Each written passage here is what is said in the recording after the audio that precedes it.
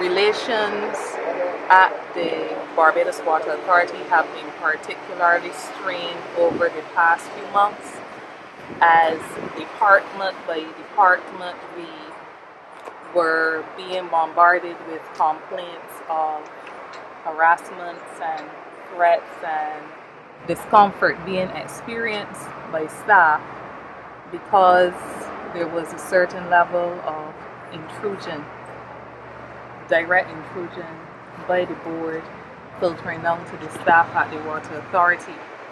The union has been from January making representation on a number of issues, and you would get some issues corrected and then there would be other complaints. Yesterday we had a very lengthy meeting, and this meeting followed on from a meeting that we had on Thursday last week, a 6-hour meeting dealing with many of the same issues. But we were invited to a meeting yesterday, Sunday, the 30th of June, when we were invited to a meeting by the minister responsible for the Water Authority because there was a recognition,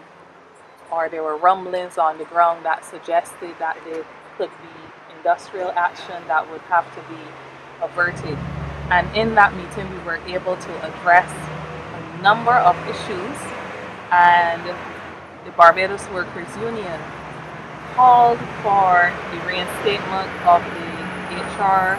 director that had been terminated, not because the Barbados Workers Union could speak for her as a member or should even speak for her as a member, but because the situation which led to her termination really spoke to everything else that we had been addressing for the last 6 months. So it was not about the HR director in her person, but it was a policy grievance that addressed a number of the fallout, a number of the complaints and the fracture that there has been in the employment relationship here at the Barbados Water Authority. Coming out of that meeting, we got definite commitment from the board, an understanding of where it had erred, and a commitment that going forward that the policies and procedures in place for communication, for management, for lines of authority reporting relationships, that these would be observed. And of course there was a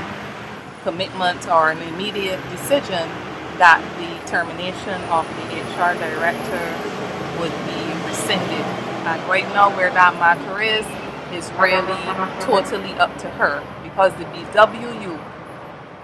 was addressing the policy grievance and not acting on her behalf.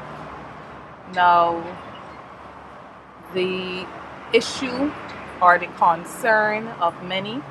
workers that had to be addressed this morning is the concern that the chairman of the board should also go. And the union's position in this whole matter is that where there is a commitment given to do things that the way they ought to be done, we should make opportunity for